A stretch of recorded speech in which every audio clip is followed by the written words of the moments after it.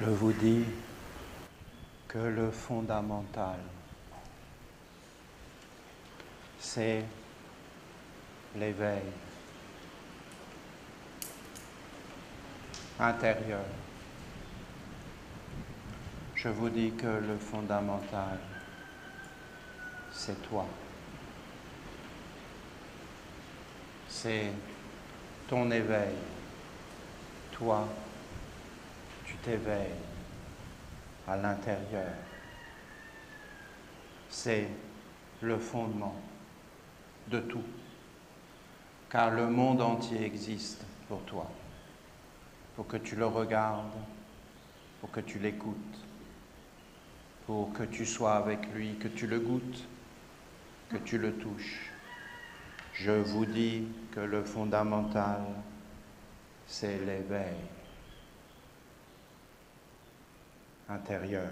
C'est toi, c'est toi. C'est toi qui t'éveilles. Et la force de la protection. Le fondamental, c'est l'éveil. Le fondamental, c'est la beauté. La beauté est protection. L'harmonie est protection. La sagesse est protection.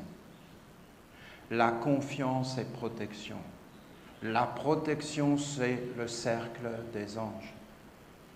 Afin que la faiblesse n'entre pas et ne dirige pas la vie. Je vous dis que le fondamental, c'est l'éveil intérieur de la force et la protection à l'extérieur, afin que la faiblesse ne puisse pas entrer pour s'emparer de l'homme. C'est un discernement, c'est une connaissance de soi. Tu es venu sur la terre pour faire, pour travailler, pour faire apparaître quelque chose. La terre, quand tu la quitteras, doit être plus belle que de toi. Tu dois donner, ça c'est la deuxième initiation, la transmission, ça c'est éblouissant de beauté. Hein. La transmission, ça veut dire que tu es venu avec un but, tu dois te connaître. La connaissance de soi est une obligation. Tu dois savoir qui tu es. Non pas à l'extérieur, que tu serais quelqu'un de faible, mais dans ta force intérieure, donc dans ton être propre, et dans ta propre force, et donc dans ta capacité. Tu es un être capable. Tous les êtres sont capables. Tous les êtres ont une capacité. Voilà ce que nous dit la mère. Hein. Mais comprenez bien, où est la mère? Mais elle est partout. Et comment on s'approche d'elle? Mais par l'animisme. Tout, absolument tout est vérité et tout est réel. La mère, c'est le réel. Quand on parle de Dieu, on parle de Dieu la mère, c'est-à-dire celle qui était, qui est et qui sera. C'est son nom à elle, l'éternel, l'immortel, qui renouvelle la vie. Et nous, nous sommes avec elle. Et si nous nous approchons d'elle, tout est réel. Et si nous nous éloignons d'elle, nous entrons dans des concepts et des illusions et nous nous faisons des idées sur les choses. Et nous devenons faibles. Car la mer nous parle par la terre, par l'eau, par l'air et par le soleil, la lumière, le feu, à l'intérieur. Et tout cela est notre être propre. C'est une union avec elle. Et tu dois savoir qui tu es et tu dois connaître ton enracinement, c'est-à-dire le nom de la mère. Hein. C'est ça qu'elle dit. Et après, c'est un joyeux discernement, un bonheur de discernement, un bonheur de prendre soin. Parce que prendre soin, ce n'est pas une obligation, c'est l'amour. Je prends soin de ce qui est bien, le bien-être, être bien, être dans le bonheur, être dans la simplicité, être dans l'amour, être dans l'observation, ne pas laisser la faiblesse entrer, ni dans les relations, ni dans l'eau, ni dans la terre. L'homme est un protecteur sur la terre. C'est une éducation, c'est un art de vivre. Cet éveil intérieur et ce cercle de protection est le commencement de la vie. C'est mon éducation et ma première initiation. Il y a la force, mais la force est en toi. Il y a la faiblesse est à l'extérieur de toi. Tu dois te connaître toi-même et être dans la plénitude de toi. Tu dois avoir des moments pour toi et tu dois, en fin de compte, éveiller les mondes à l'intérieur de toi et être bien. Tu dois être dans le bien.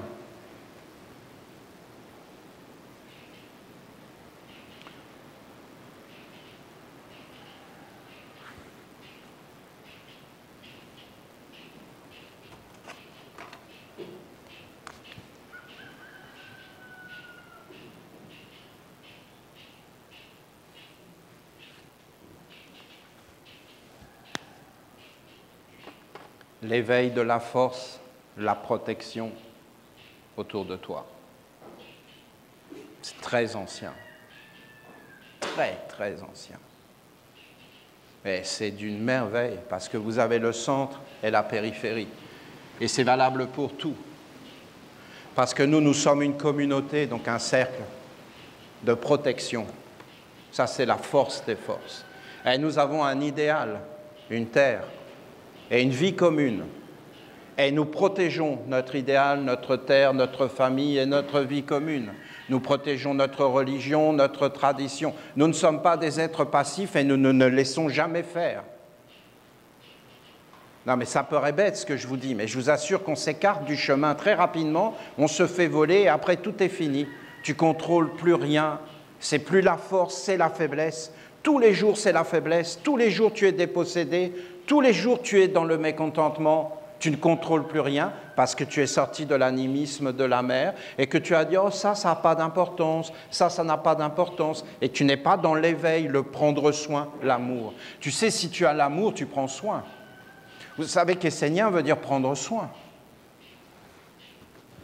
Essénien veut dire prendre soin. C'est pourquoi on nous a appelés les soigneurs. Les soignants. Ceux qui soignent, c'est-à-dire qui prennent soin de l'être, prendre soin de Dieu. Mais c'est des traductions, parce qu'en réalité, Dieu, c'est tout. Donc prendre soin de Dieu, c'est prendre soin de tout. Et c'est prendre soin de tous les êtres et du bien dans tous les êtres. C'est une éducation. C'est un art de vivre. Sans éveil de la force intérieure, il n'y a pas d'être propre et il ne peut y avoir de protection. Il n'y a plus rien.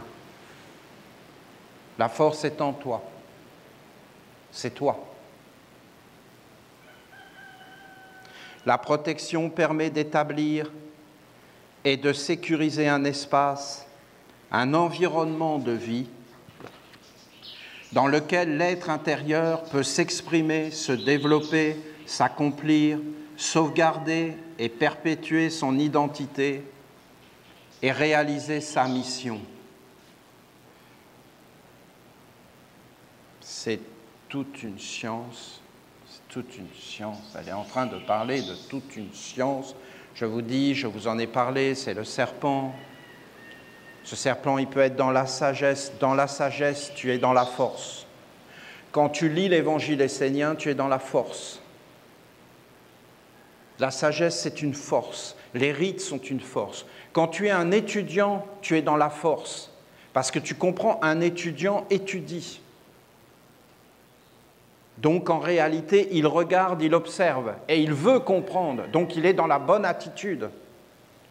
Donc, il y a la force et il y a la faiblesse. Mais le problème, c'est que la faiblesse est déjà en nous. C'est ce que je vous expliquais. Parce que là, ça fait comme une théorie.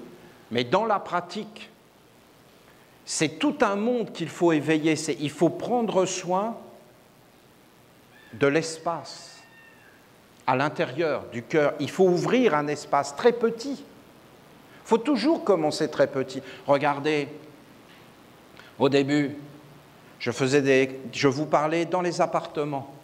Je vous ai parlé dans la maison du bas, là-bas. Je vous ai parlé dans le restaurant. Je vous ai parlé ici, c'était de la terre battue, il n'y avait aucun mur.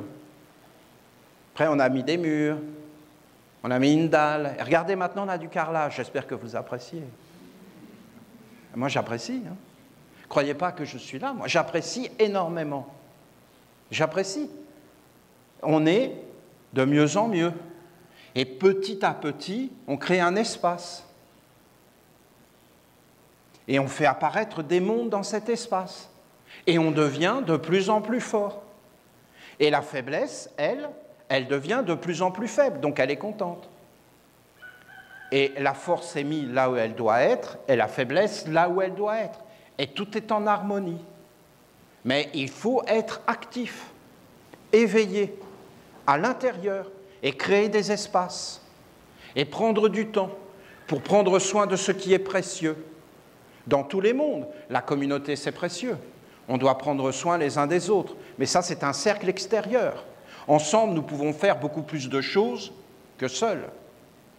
Plus nous serons nombreux dans la maîtrise, parce que ça peut être une grande cacophonie. Hein. Il faut être dans une maîtrise, dans une harmonie.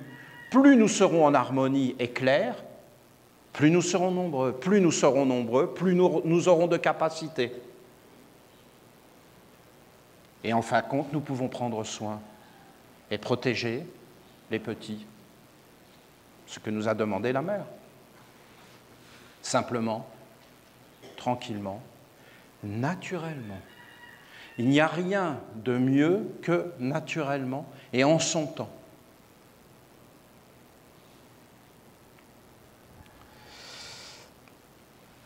Ce message est très lié à ce que je vous ai dit hier. Cette sagesse est mienne. La sagesse d'ouvrir un espace, de protéger, de prendre soin et d'éveiller. La mère, elle va t'éveiller comment? Elle te dit, tout est réel, c'est ça qu'elle te dit. Et elle te dit, éveille-toi, c'est vrai. Tu as une mauvaise pensée, c'est vrai. Tu as dit n'importe quoi avec ta parole, ce que tu as dit est vérité et maintenant ça agit. Tu as fait appel à des contre-vertus, maintenant ces contre-vertus sont en train de s'installer en toi, elles sont réelles. C'est ça l'enseignement de la mère, c'est l'enseignement ancien des animistes, où tout, absolument tout était réel, et on regardait tout comme des êtres réels, et on les observait, et on s'éveillait sans arrêt. Un oiseau est réel, un arbre est réel, beaucoup plus réel, et à l'intérieur de toi, que ce que tu vois comme ça dans les apparences. Et donc tu rentres de plus en plus dans un monde de magie, dans un monde d'influence, et c'est comme ça en réalité qu'elle fait. Et quand tu prends réellement conscience que les choses sont réelles, eh bien tu t'éveilles, parce que tu vois bien qu'il y a des choses que tu peux faire, et des choses que tu ne peux pas faire. Il y a des choses que tu peux manger, des choses que tu ne peux pas manger. Il y a des choses que tu peux regarder, des choses que tu ne peux pas regarder, tu n'es pas prêt. Et donc en réalité, alors, il faut que tu travailles sur toi. Et il faut que tu te prépares et que tu t'éveilles. Cette sagesse est mienne. Et à l'origine, elle est un instinct naturel. Les animaux connaissent ces choses. Les arbres le savent. Les pierres le savent. Les esprits savent. Parce qu'ils sont en contact avec le réel. Je vous dis, ça peut paraître absurde, hein, et vous n'avez aucun arbre qui a de problème psychologique. Aucun. Et qui se pose des questions psychologiques. Oui, mais pourquoi ne suis-je pas un poirier? J'aurais tellement voulu être un poirier. Ma vie est un échec total. Vous ne verrez jamais un arbre. Vous ne verrez jamais un raton laveur vouloir être un chat. Et se dire, oui, mais moi, je préfère les chats. C'est injuste la vie. Et se faire psychanalyser pendant 4 ans pour en fin de compte accepter qu'il est un raton laveur. Ça n'existe pas ces choses. Il faudrait se poser des vraies questions. Parce qu'à la base, nous avons un instinct, mais si nous sommes déracinés, nous ne savons plus qui nous sommes. Moi, je vous dis l'avenir, c'est très facile. Beaucoup de problèmes psychologiques. Et les maladies mentales, mais alors, énorme, énorme. Ça va être énorme, vous comprenez? Et c'est facile. Et à la fin, ça va être quoi? Ben, débarrassez-nous de ça, et ça va être plus de sentiments, plus de cœur, plus rien, parce que la vie est plus simple.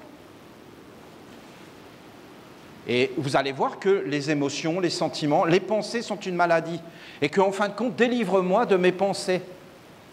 Et délivre-moi de mon cœur, de mes sentiments, ça me fait trop mal. Je ne sais plus qui je suis. C'est trop facile à voir l'avenir. Et c'est trop facile. Qui veut faire ça? Pour en fin de compte nous dire que les machines sont supérieures à l'homme. Qu'elles travaillent mieux, qu'elles n'ont pas de problème, qu'elles ne tombent pas enceintes.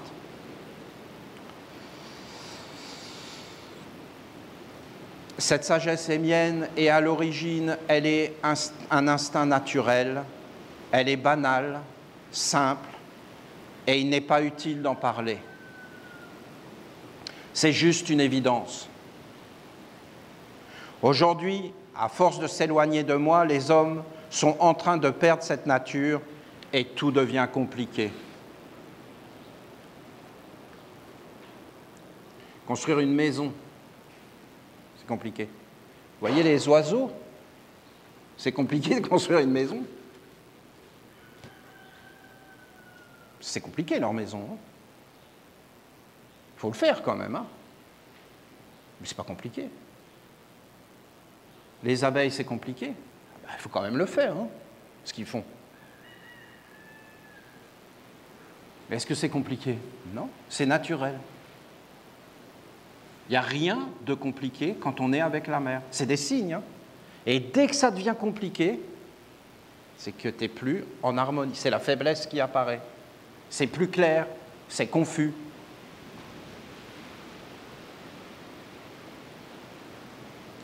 L'homme perd son discernement. Il ne peut plus vérifier les mondes qui s'approchent de lui, ni se connaître lui-même dans ce qui est authentique.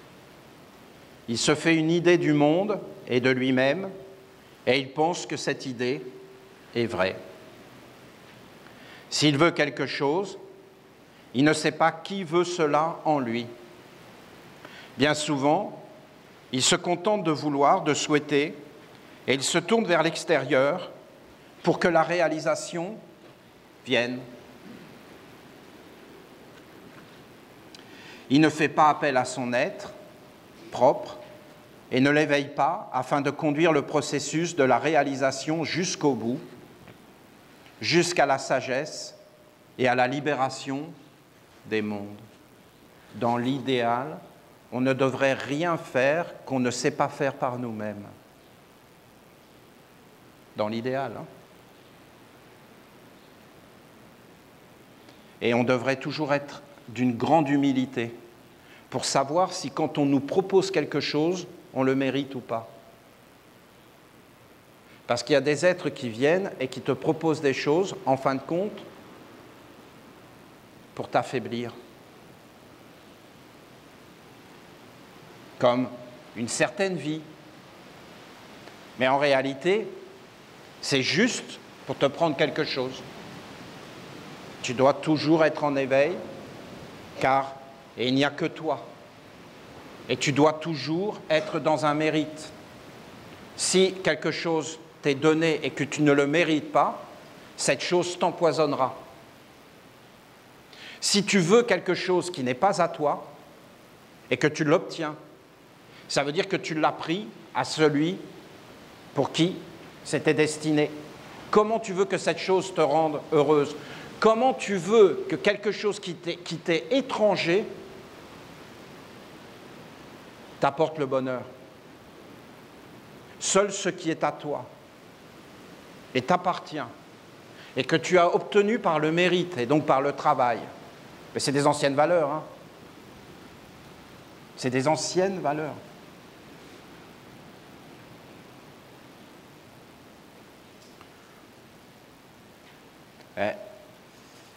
Elle dit des choses tellement profondes, tellement surprenantes, cachées dans ces mots. Elle dit des choses.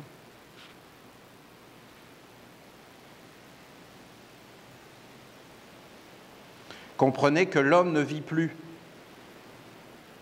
Et il est vécu par un monde étranger à sa nature qui l'a colonisé, accaparé,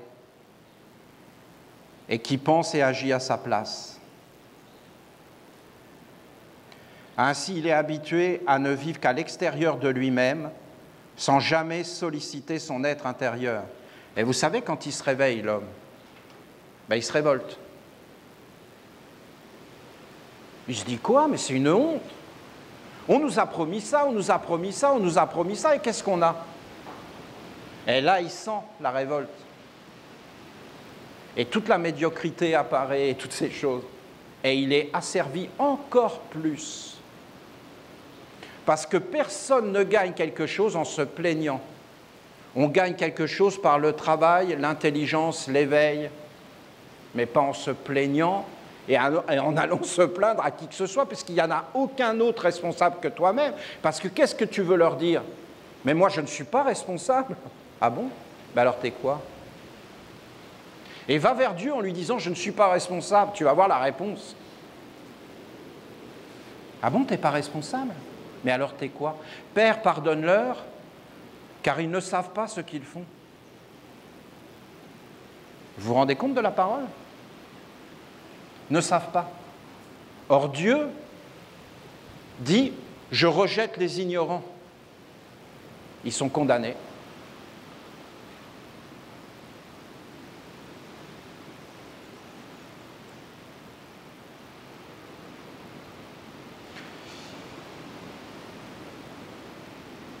Ainsi, il est habitué à ne vivre qu'à l'extérieur de lui-même, sans jamais solliciter son être intérieur.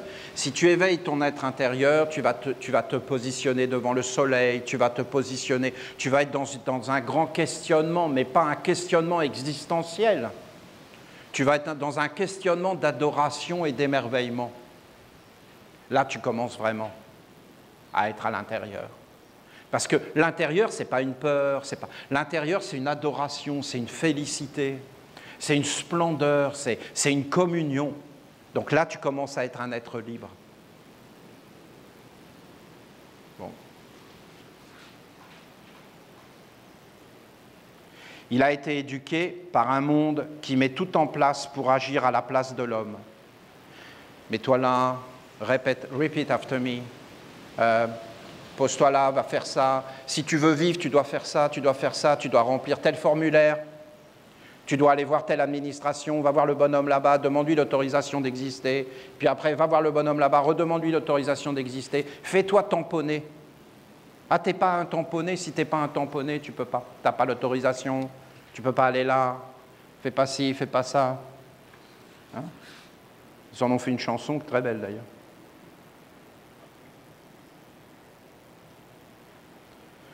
Ce monde étudie l'homme et cherche à combler tous ses besoins.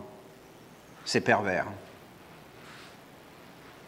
Vous vous rendez compte, l'idée, c'est de t'étudier. Alors aujourd'hui, c'est tellement facile, hein, puisqu'on sait où tu vas, on sait ce que tu penses, on connaît ton compte bancaire, on sait ce que tu dépenses, on connaît tes déplacements. Et donc, on cherche les centres d'intérêt, on les regroupe, on fait des calculs, on t'écoute, on te regarde chez toi, on enregistre toutes tes conversations. C'est dingue, hein? Comment les humains ont accepté ça? Et en fin de compte, on va te proposer tout ce dont tu as besoin pour que tu aies une vie tellement parfaite qu'en fin de compte, tout soit éteint.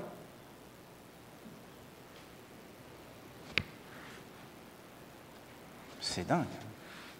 Peut-être ici, là, vous allez pouvoir sortir de ça.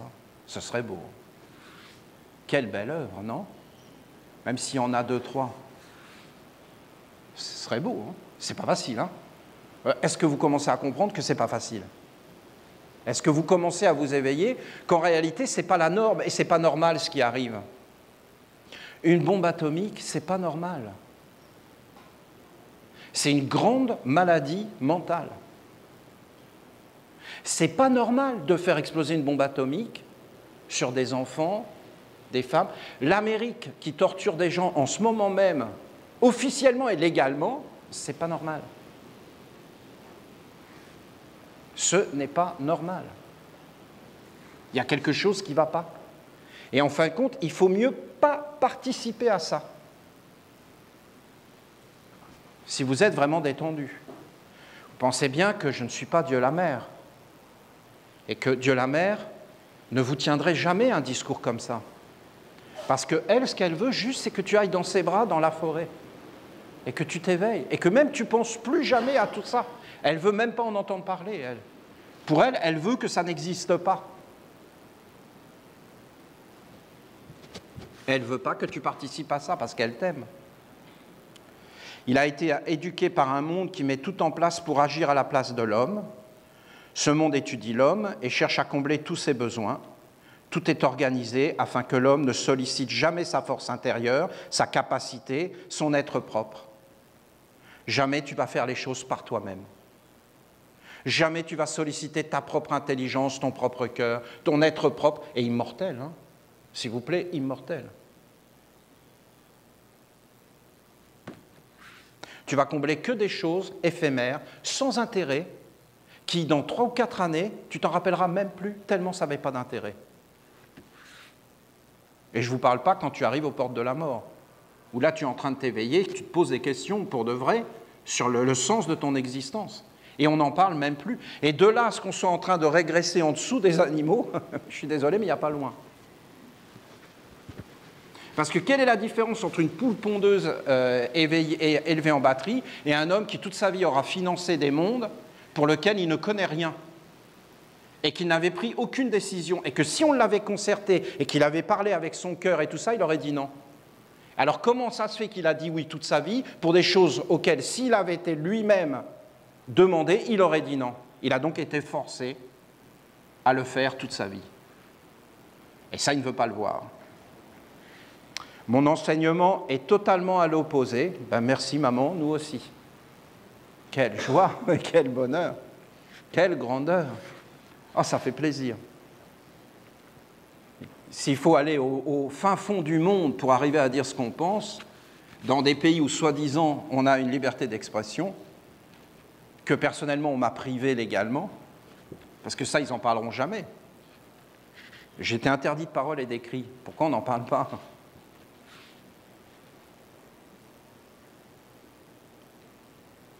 Mon enseignement est totalement à l'opposé, car moi, je vous conduis vers l'éveil profond et intérieur, et je vous engage à devenir des créateurs, utilisant vos propres ressources, vos propres capacités, donc l'éveil intérieur, de prendre sa vie en main et de faire ce pourquoi on est venu sur la Terre. Et donc, il faut s'en rappeler, donc il faut des espaces, il faut une école, et là, vous pouvez comprendre. Beaucoup d'êtres se sont engagés sur ces chemins. Des grands êtres sont venus sur la Terre, comme Peter Donov.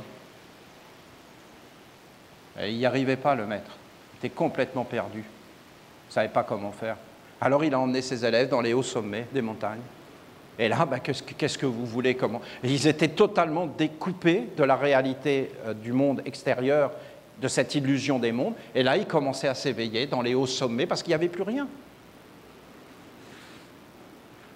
À Ivanov, il a essayé de faire son école où il mettait de l'harmonie, des chants. Quelle grandeur et quelle splendeur. Et alors, lui, c'était l'amour.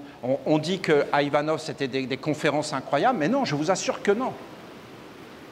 À Ivanov, il reste presque rien de son enseignement. Non, c'était sa présence de fraternité, d'amour, de chanter, de danser, de faire des levées de soleil.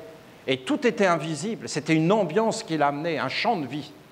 Et en fin de compte, les êtres, quand il était dans ce champ de vie, ils étaient régénérés. Mais là où, en fin de compte, ça s'arrêtait parce qu'il n'a pas été assez loin, c'est qu'en réalité, il disait, ben voilà, vous êtes régénérés, vous pouvez maintenant repartir dans le monde. Et vous voyez bien que ça ne marche pas, cette histoire-là. Parce qu'il recapte tout ça, et on nourrit sans arrêt ce monde-là. Il faut, à un moment donné, passer le cap et réellement reprendre possession de la Terre et de notre vie pour les générations futures. Et je pense que l'humanité est prête, hein, beaucoup plus que l'on croit. Parce qu'ils le veulent, s'éveiller. Et il ne faut jamais que ça soit un éveil dans la colère, dans la rancœur, ça ne mène pas au côté lumineux.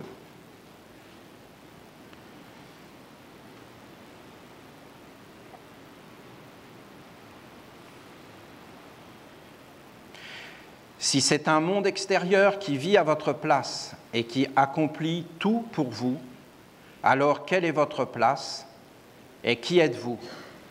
Quelle est votre fonction et votre être? Si vous êtes sur la terre, ce n'est pas pour subir ou pour attendre que le temps passe en vous contentant de contempler le décor. Vous êtes venu pour être actif, pour travailler, pour accomplir, renouer, guérir, libérer. Il y a des faiblesses et des forces, et vous devez éveiller la force, l'instaurer et vous protéger de la faiblesse, en la maintenant à l'extérieur. Ainsi, vous pouvez établir l'ordre, le juste équilibre et proclamer le règne de la force intérieure et de la libération des mondes. Vous êtes sur la terre pour montrer la dignité, la grandeur, la vérité et pour sauvegarder la tradition de la lumière sage. Ça, c'est quelque chose, hein? C'est quelque chose. Parce que sauvegarder la tradition de la lumière sage, ça voudrait dire, voilà, nous avons connu un sage, un être bon.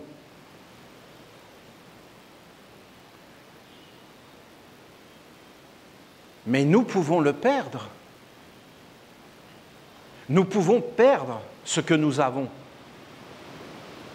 Ça, c'est vraiment beau. Ah! Alors comment faire pour ne pas perdre? Qu'est-ce qui nous fait perdre ce que nous avons? La mort. Et qu'est-ce qui nous permet de sauvegarder ce que nous avons? La vie. Alors comment sauvegarder la tradition des sages? En étant soi-même vivant et sage. Personne ne peut vivre à notre place. Et les anciens, ils le savaient, ça. Vous croyez réellement qu'on a sauvegardé Jésus par des livres? Mais non, voyons. Si Jésus était vivant au milieu de nous, alors on aurait Jésus. Et comment on aurait dû faire? Il aurait dû se réincarner sans arrêt dans des êtres qui auraient gardé son enseignement dans la vie et pas à l'extérieur. La vie est toujours à l'intérieur, pas à l'extérieur. On ne peut pas compter sur l'extérieur, mais on peut compter sur l'intérieur et sur une décision commune, en fin de compte, de préserver notre vie. À partir du moment où nous laissons les rênes de notre vie à des mondes extérieurs qui ne connaissent plus Dieu la Mère, les hommes ont voulu parler avec Dieu la Mère, avec Dieu. Eh bien, nous parlons avec Dieu la Mère. Vous entendez ce qu'elle dit? Ça n'a jamais été aussi clair. Éveillez-vous. Est-ce que Jésus parlait avec Dieu la Mère? Oui. Oui. Et même Jésus, c'était tellement pur qu'il disait les paroles de Dieu la Mère. Écoutez, Rabbi, maître, un homme était marié avec une femme, il est mort, son frère s'est marié, il est mort, son frère s'est marié, il est mort. Lors de la résurrection des morts, de qui sera-t-elle l'épouse? Vous parlez de ce que vous ne comprenez pas. Ce n'est pas le Dieu des morts, c'est le Dieu des vivants. Il était vivant dans Isaac, dans Abraham, dans Isaac et dans Jacob. Et maintenant, il est là au milieu de vous, vivant. Mais vous, vous vénérez la mort, l'extérieur, et donc vous êtes dans la faiblesse, et vous ne comprenez rien. C'est le même enseignement. Plus clair. Plus coloré, plus clair. Maître, pourquoi ne leur parles-tu pas en clair? Il ne leur a pas été donné d'entendre les mystères du royaume de Dieu.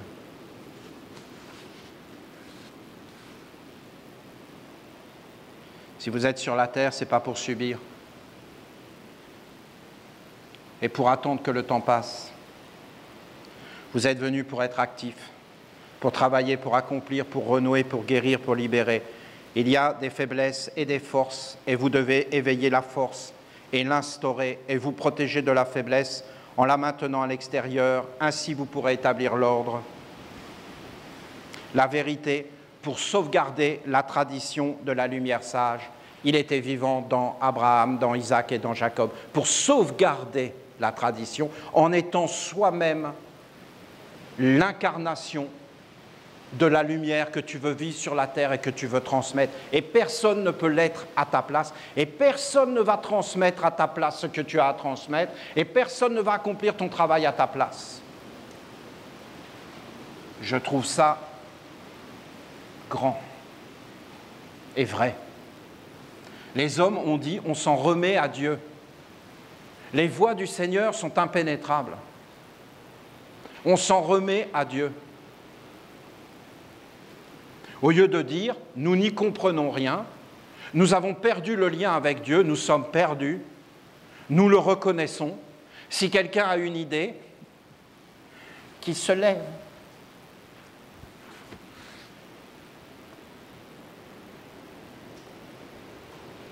Ils ont glorifié la faiblesse et ils ont conduit l'humanité tout entière dans le néant.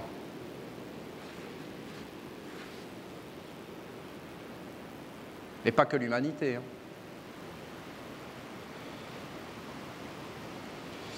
Pour sauvegarder la tradition de la lumière sage qui protège l'humanité de l'envahissement du mauvais.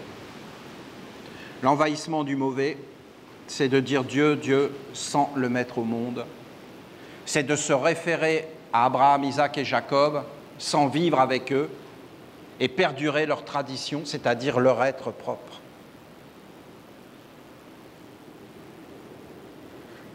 Moi, je suis triste que les Français aient perdu Bourvil. Qu'est-ce que j'aimais cet être-là? C'était quelque chose, Bourvil. Hein. Ah, dada. La tac-tac-tac-tique du gendarme. Ben, non, moi, ça me plaît. Voilà. Ça me fait du bien.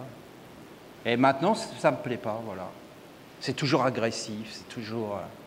Vous sentez la bonté qu'on est en train de la perdre, la bonté, le naturel, le pas se prendre au sérieux, tous ces êtres qui étaient d'une énorme bonté, qui avaient une bonté.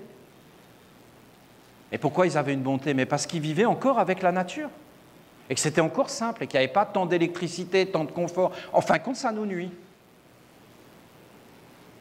Tant de lois, de prise en charge, d'interdits de tout. Vous n'êtes pas que des corps, mais vous êtes également des êtres de mémoire et de tradition séculaire. Préserver l'immortalité, c'est instaurer et transmettre ce qui est plus grand et qui dure éternellement. Dans la tradition, il n'y a pas de progrès, d'évolution, car vous êtes sur la terre pour perpétuer ce qui est éternel et sans évolution, comme les vertus.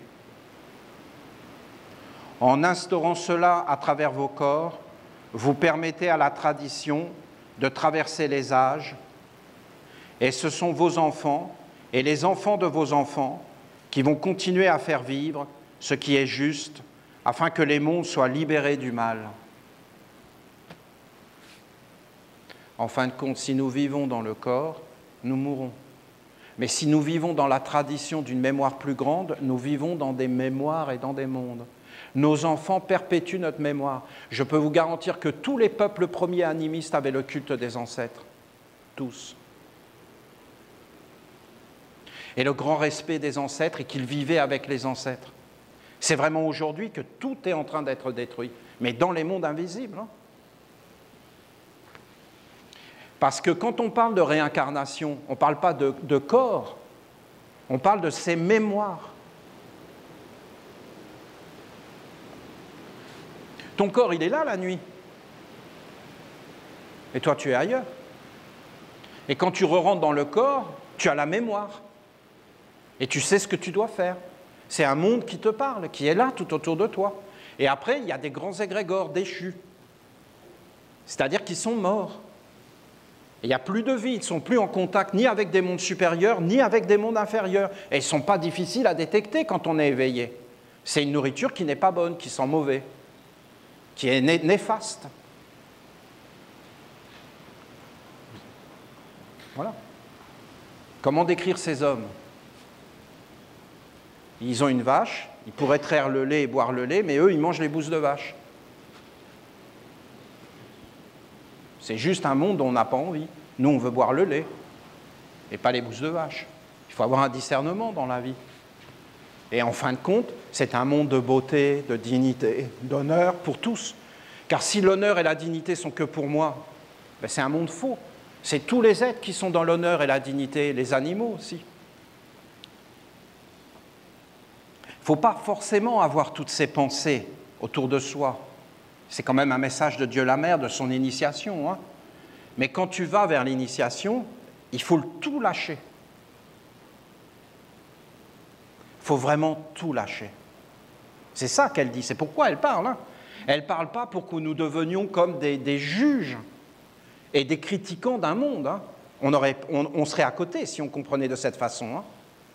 Elle parle justement pour que nous ayons cette force de se dire « je vais faire une expérience autre », comme seul un enfant peut faire. Seul un enfant va accepter l'inconnu et de s'ouvrir, parce qu'il a confiance dans ses parents. Et si c'est ses parents qui lui disent « fais l'expérience », il faut vraiment qu'il soit jeune, parce que maintenant c'est de moins en moins. C'est normal, nous mettons nos enfants à 2 ans dans les écoles. Qu'est-ce que vous croyez qui va sortir de tout ça?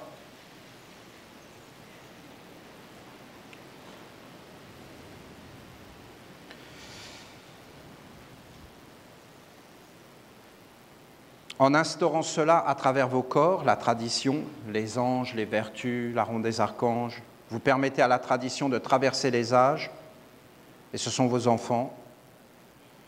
La vie sur Terre n'est absolument pas un but en soi. Elle est un moyen d'accomplir une œuvre qui permet la libération. Vous vous rendez compte que de nous faire croire que la vie sur Terre est un but en soi,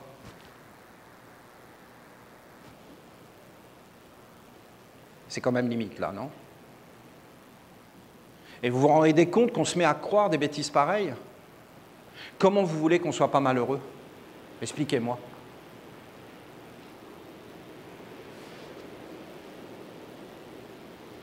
La vie sur Terre n'est absolument pas un but en soi.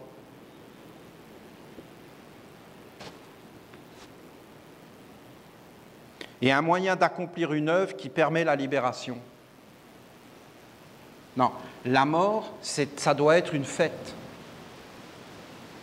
Et une libération du travail accompli. Si le travail n'a pas été accompli, c'est sûr que ce n'est pas une fête.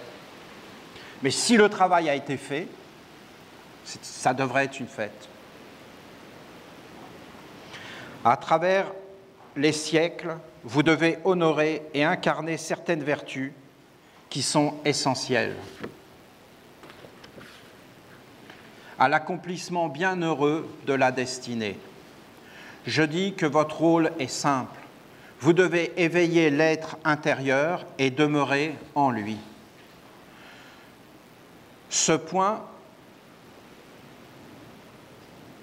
vous devez être des gardiens, des protecteurs de ce qui est noble et juste.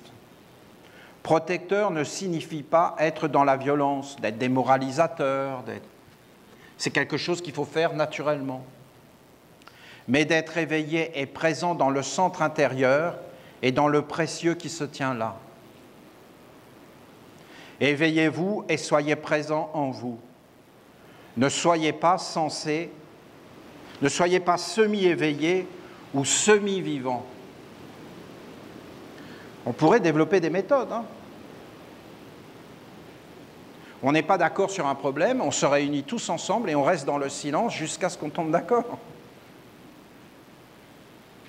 Et on est dans la prière et on appelle la sagesse et on attend.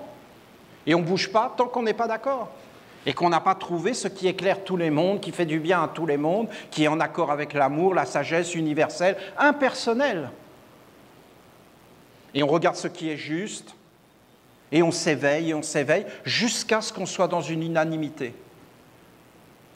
La vérité est toujours unanime. Tant qu'on n'est pas dans l'unanimité, c'est qu'on n'a pas encore trouvé la vérité. Vous allez dire, oui, mais il y a des êtres qui ont trouvé la vérité. Oui, mais tant qu'ils n'étaient pas dans l'unanimité, ils ne l'avaient pas vraiment trouvée. C'est le problème de tous les messagers. C'est qu'ils sont en avance sur leur temps. Les vérités énoncées par Jésus ne sont pas encore démontrées aux yeux des hommes. Sinon, il les aurait accomplies. Sinon, ça veut dire quoi? Que l'homme sait une chose et qu'il fait le contraire. Si ça, c'est pas être faible.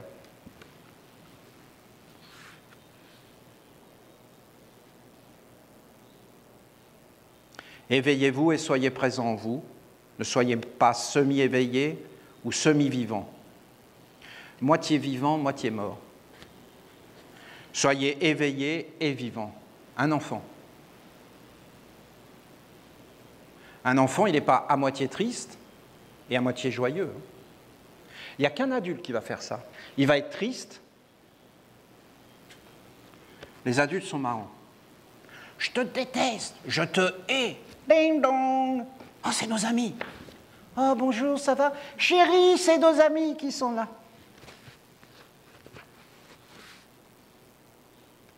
Les adultes, pas les enfants. Entiers et vivants.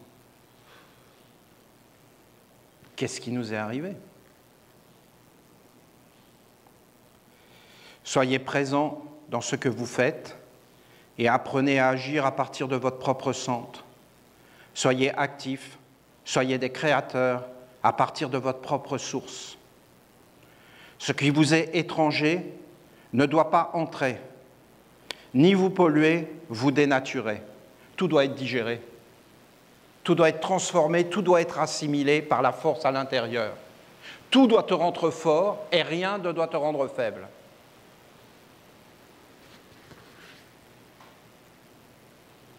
Préservez la pureté de votre être, à l'image de votre système immunitaire.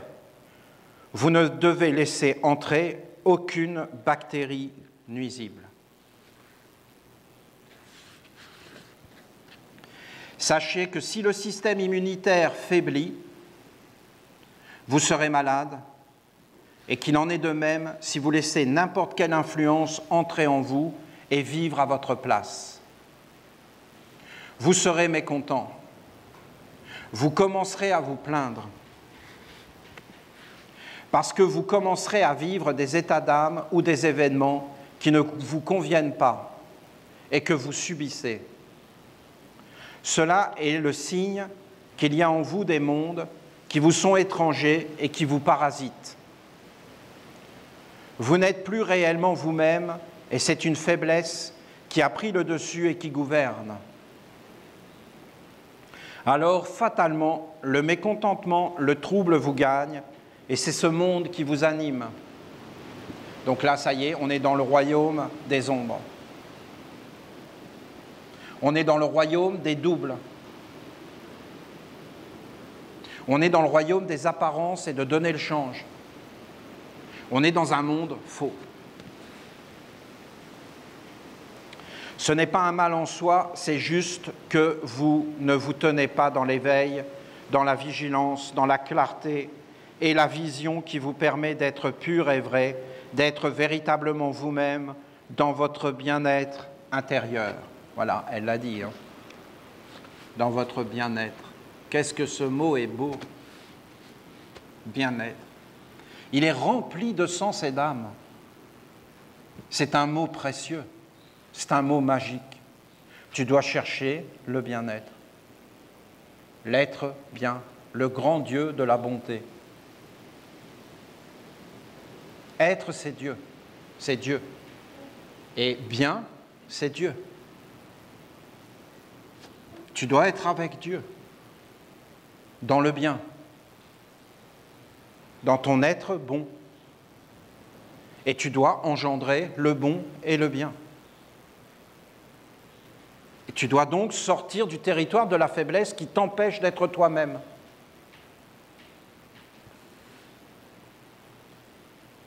Rien, absolument rien ne peut remplacer ma présence et le lien avec moi.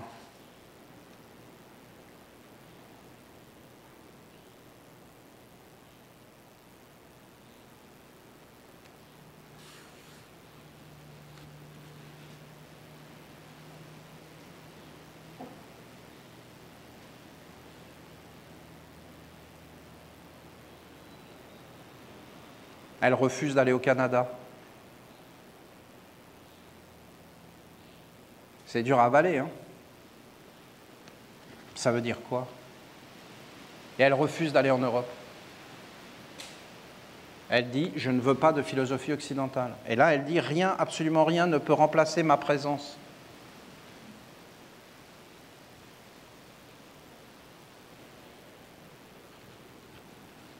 Il faut être humble, hein?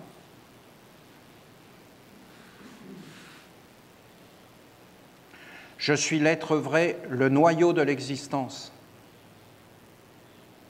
le centre d'où tout est engendré. En toi, je suis l'éveil, le discernement, la vigilance, l'attention et aussi la protection qui permet de maintenir la pureté et la capacité de rester pur, c'est-à-dire de demeurer soi à travers toutes les activités.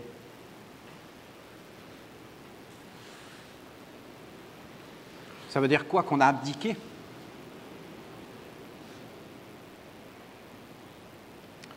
Rien, absolument rien ne peut remplacer ma présence et le lien avec moi.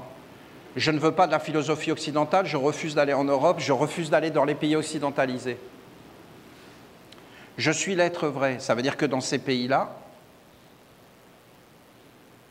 vous vous rendez compte de ce que ça veut dire? Ça veut dire quoi? Qu'on a abdiqué, qu'on attend la mort. C'est pas simple d'aller rencontrer la mer dans la nature. Parce qu'elle, elle va vouloir enlever tout ça. Et elle, c'est une vie plus grande que la mort. Elle a même dit, peut-être que le voile de la mort sera enlevé. Et vous voyez, on est à 2 doigts d'avoir fini le temple du passage. Ouvrez vos yeux et regardez ce qui est en train de se passer, parce que nous sommes déterminés. Les humains ont abdiqué tout ça. Ils ont renoncé, ils ont abdiqué. Ils ont démissionné.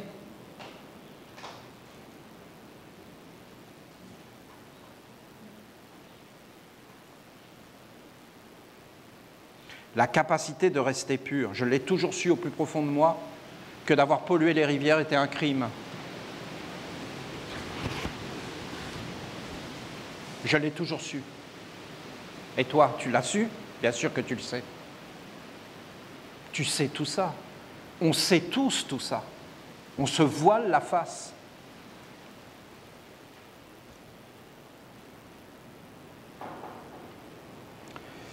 C'est-à-dire de demeurer soi à travers toutes les activités, entreprises, pour éclairer et libérer le monde et les mondes. Vous, les Esséniens, je vous parle, car vous avez fait le choix d'être les porteurs d'une tradition sainte.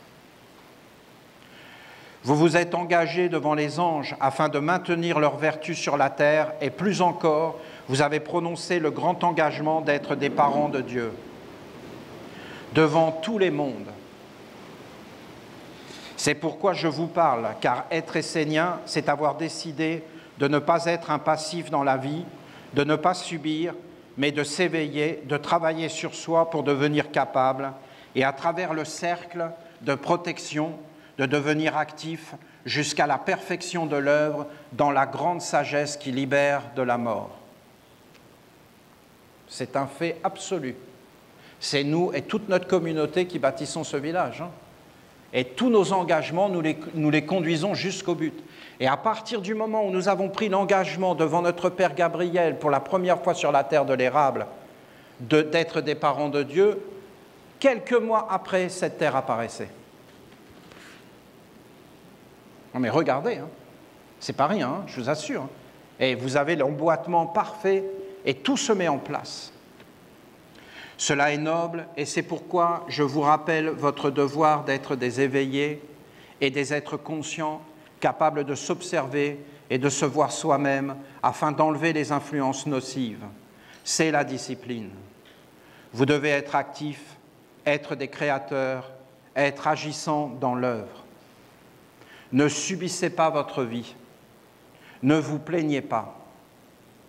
Être dans l'acte créateur dans les mondes invisibles et visibles signifie que vous devez être capable de vous extraire de vos croyances, de vos concepts, de vos affinités ou des mondes qui vous révulsent. Vous devez être capable d'être clair, de vous positionner sur ma terre, de vous tenir dans les rites sacrés et d'interdire l'entrée dans les sphères de votre être. Les hommes gouvernés par la faiblesse vont trouver des excuses pour ne pas protéger ce qui est précieux, ce qui est digne. Ils vont se justifier eux-mêmes et ne vont pas se remettre en question, ni redresser et chercher à rendre forts les générations futures. Croyez-vous qu'une faiblesse qui vit dans l'homme soit forcément négative? Non. Car en vérité, tout, absolument tout, doit être conduit dans la sagesse et a une utilité. Si un homme est gouverné par une faiblesse, alors effectivement, des mondes négatifs vont pouvoir entrer et agir à travers lui. La solution n'est pas de le nier et de demeurer passif en proclamant que vous êtes faible. Bien au contraire, vous devez apprendre à regarder cette faiblesse comme une force qui vous aide à devenir encore plus vigilant, clair, et à vous tenir dans l'alliance avec les mondes supérieurs et la tradition sage. C'est notre travail.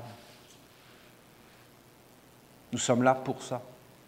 Et dès que nous accomplissons notre travail, tous les autres règnes l'accomplissent avec nous. Si tu es suffisamment humble pour aller demander aux animaux de t'aider, tu vas voir. Si tu es suffisamment humble pour demander aux arbres de t'aider, aux fleurs, et que tu sais parler avec ton cœur, et que tu es vrai et honnête, tu vas voir, tu vas être surpris. La terre va t'aider.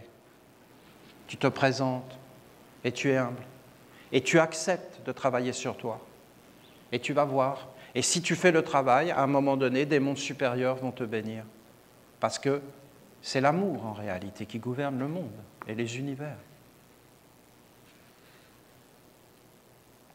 Peut-être que la plus grande faiblesse pour l'homme est de croire qu'il peut vivre seul, qu'il est indépendant, et de ne pas faire appel au monde de l'Alliance des règnes. Donc, voilà. La faiblesse touche l'homme parce qu'il s'est isolé des royaumes de son père et de sa mère, et des règnes qui les constituent. Je vous assure que pour eux, ils imaginent que c'est une force. Je suis plus fort qu'un poulet. Mais mon ami, c'est l'amour. La force, c'est l'amour. C'est pas de tordre le cou d'un poulet. Mais t'es vraiment ridicule, sérieux, mais éveille-toi.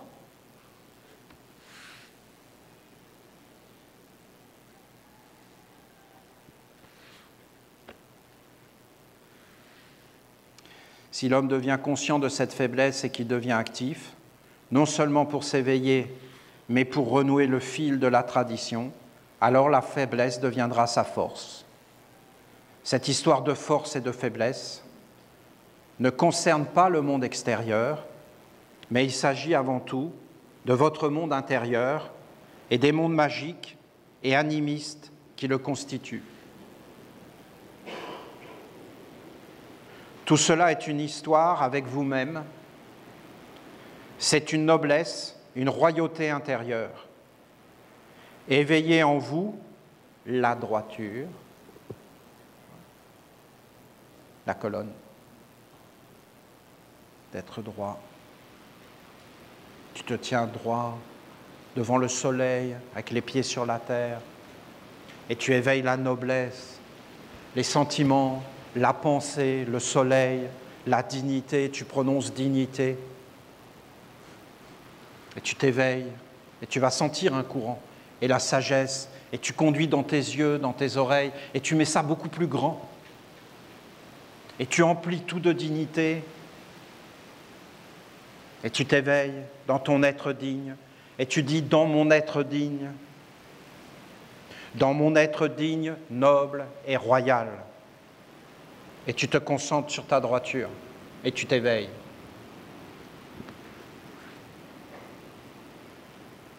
Une noblesse, une royauté intérieure, éveillez en vous la droiture, le lien qui unit la terre et le ciel dans votre colonne vertébrale.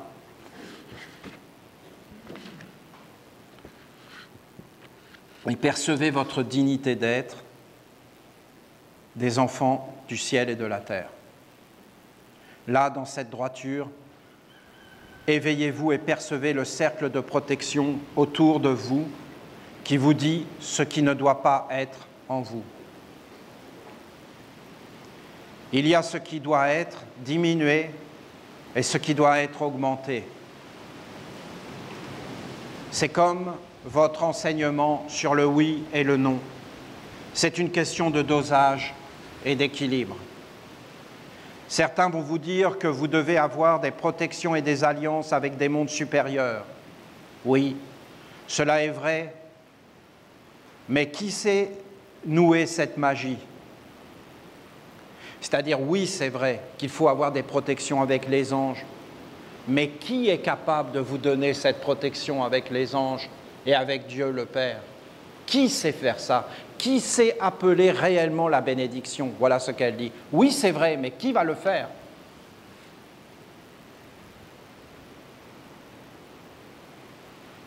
Rares, très rares sont les hommes qui ont su s'unir avec les mondes supérieurs, et encore plus rares ceux qui ont su tisser les fils pour engendrer la protection.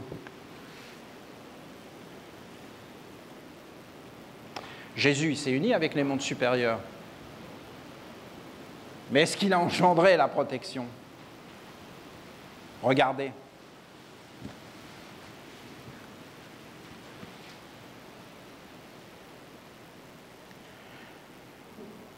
Donc c'est mieux, ce qu'elle veut dire, c'est que c'est mieux d'aller vers les petits. Et que c'est mieux d'aller vers les animaux, les végétaux et les minéraux, que d'aller vers Dieu le ciel. C'est mieux d'aller vers la mer, c'est ça qu'elle dit. Parce que la mer, elle est omniprésente et vous pouvez tous la rencontrer. Mais pour aller vers les anges, il faut avoir des êtres qui sont capables. Mais c'est très rare, c'est ce qu'elle dit. Très, très rare. Oui, des êtres vont parler des anges. Mais de là à avoir un lien vivant avec eux, c'est autre chose. C'est très rare. Très, très rare. Par contre, d'aller vers la mer, c'est accessible pour tous les hommes. D'aller vers les animaux. D'ailleurs, nous le savons tous, hein, que les animaux sont des êtres exceptionnels.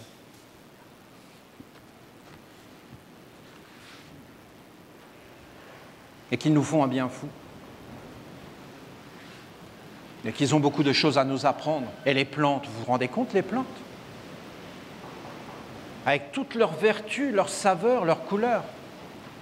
Ce sont des êtres exceptionnels. Il faut mieux aller vers ces êtres exceptionnels qu'on peut rencontrer que vers des anges. C'est ce qu'elle dit, hein. On est bien d'accord. Moi, je vous ai conduit vers les anges.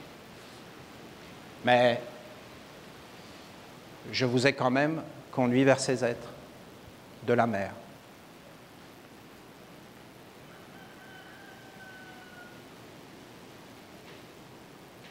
Je me mets en retrait.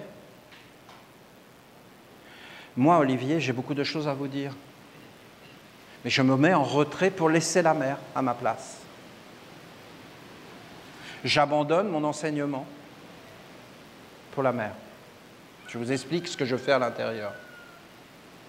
Sinon, moi, je vous parle de choses, voilà. Ah oui. Je laisse ma place. Je suis votre soutien, je suis votre fondement, je suis votre protection et votre éducation. Nul ne peut aller au Père sans passer par moi. Ces grandeurs, ces beautés, j'adore ça, je ne peux pas vous dire, ça y est, bon, ça va être la fin parce que sinon je vais sauter partout. Nul ne peut aller au Père sans passer par moi. C'est la mère, c'est pas Jésus. Ouais, c'est génial, on est sauvés. Nul ne peut aller au Père sans passer par moi et être formé dans mon école. C'est tellement vrai, tellement vrai. Tellement vrai. C'est tellement vrai. Et c'est ce que Jésus a dit. Donc Jésus est heureux. Hein? Heureux, libéré d'un poids. On a aidé Jésus, on a sauvé Jésus. Sans moi, tout devient superstition, faux et donc nuisible. Je suis le socle sur lequel tout se pose, et avec moi, tout devient vrai. L'animisme, nos ancêtres, les animistes, nos ancêtres, dignes et nobles, qui vivaient dans la forêt, en accord avec la grande sagesse, et qui étaient d'une grande intelligence et d'une grande perception des mondes. Nous les honorons à travers les siècles, et nous les appelons, et appelons leur bénédiction sur nous, pour que nous aussi, nous soyons des ancêtres lumineux et grands sur la terre. Moi, je vous enseigne l'honneur et la droiture de la colonne vertébrale. C'est le lien subtil qui unit la terre et le ciel. Le monde du ciel divin est supérieur. Il ne vit pas avec les défauts et les faiblesses. Ces influences ne sont pas tolérées dans le royaume des anges. Pour t'unir avec les mondes supérieurs, il faut que tu aies fait apparaître en toi un espace de protection et une terre stable. Tu dois être capable de te présenter devant un ange. Tu dois être capable de donner ton nom, tes ancêtres, ta lignée.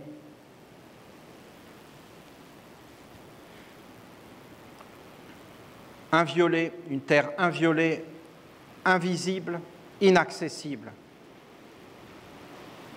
qui demeure pure au-delà de toute profanation. Je vous le dis solennellement avec amour et force, ce n'est pas difficile. C'est un chemin d'éveil, de protection, de droiture intérieure, d'honneur, de dignité. Ne vous complaisez pas dans vos faiblesses en proclamant que ce n'est pas votre faute, que c'est du passé, que ce n'est rien. Ce n'est pas rien, et cela ne doit en aucune manière être justifié, être minimisé, diminué, dissimulé, car cela est, et cela doit être perçu et utilisé comme une force. Chaque faiblesse est une racine profonde qui cherche juste qu'à vous faire évoluer par l'éveil et la détermination qu'elle peut engendrer. Elle veut vous rappeler qui vous êtes et vous faire comprendre que dans la vie, il y a des influences qui ne doivent pas être invoquées et encore moins être introduites jusqu'à faire partie de la destinée. Si l'homme se détourne du chemin de sa mère et de son père, alors la faiblesse se présente et elle gouverne l'homme jusqu'à lui faire connaître le désagréable et l'inutile. Il est vrai que maintenant un monde sombre existe qui veut rendre l'homme passif et inactif afin de le voler totalement et de le conduire là où il ne veut pas aller. L'homme sera alors obligé de subir fatalement toutes les faiblesses et oppositions qu'il rencontrera dans sa vie sans avoir aucun moyen d'être créatif et de tout conduire vers la libération. Vous, les Esséniens, vous avez choisi d'être des enfants et des parents de la lumière. Vous avez prononcé de puissantes paroles d'engagement qui sont maintenant inscrits dans plusieurs mondes et qui flamboient. Je dis que vous n'avez plus le choix et que vous devez maintenant vous éveiller et prendre votre vie en main en devenant capable. Vous êtes en chemin pour ce que vous avez dit que vous serez. Bien sûr que les mondes invisibles viendront pour vous soutenir et vous aider, mais avant, vous devez avoir accompli votre part en préparant votre terre. Il doit exister en vous une terre vierge, bien préparée pour accueillir les semences de ce qui n'est pas de ce monde. Cet endroit doit être protégé et il ne doit pas être mélangé avec tous les mondes. Mais je le vois, moi, cet endroit. Il est là-bas. Pas physique, mais au-dessus.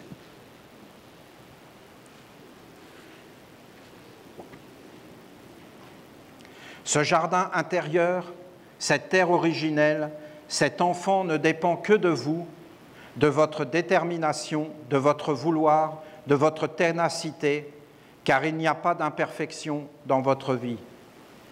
Il y a juste la passivité et aussi celui qui a l'habitude que le travail soit fait par un autre que lui. Quoi qu'il en soit, celui qui croit qu'il va grandir, qu'il va être fort et qu'il entrera dans la noblesse sans y participer lui-même, sans se mettre en mouvement à partir du centre intérieur de son être et sans donner de lui-même, alors c'est juste une illusion.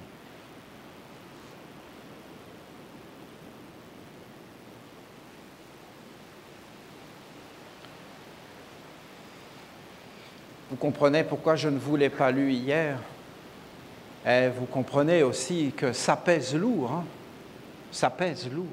C'est très lourd à porter, en fin de compte, de tels enseignements. Hein? Et que hier, j'ai pris une petite récréation en vous parlant du serpent, mais vous pouvez quand même écouter, hein? Parce que c'est lié. Hein? Elle dit tellement de choses, qu'on est les créateurs de notre avenir, de notre futur. Et c'est juste. Réfléchissez.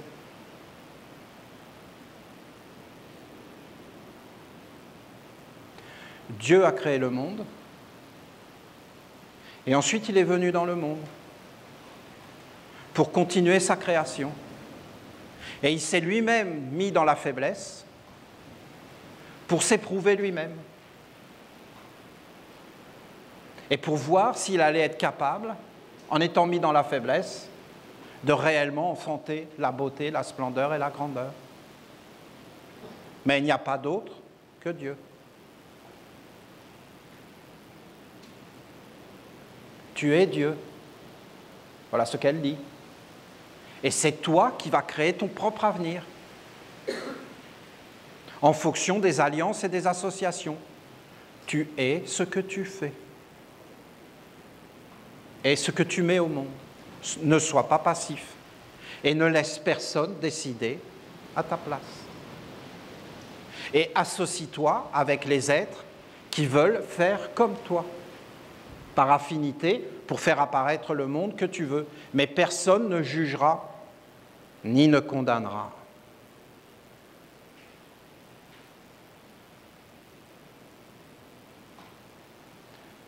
Un grand merci. J'espère que vous entendez, que je ne vous ai pas trop écrasé avec ces paroles très, très puissantes de notre Mère. Hein. Mais nous voulons parler avec Dieu. Alors voilà. Dans l'avenir, ce sera comme des cours, comme une façon de se préparer à aller la rencontrer. Parce que quand tu es avec elle, elle enlève les mondes.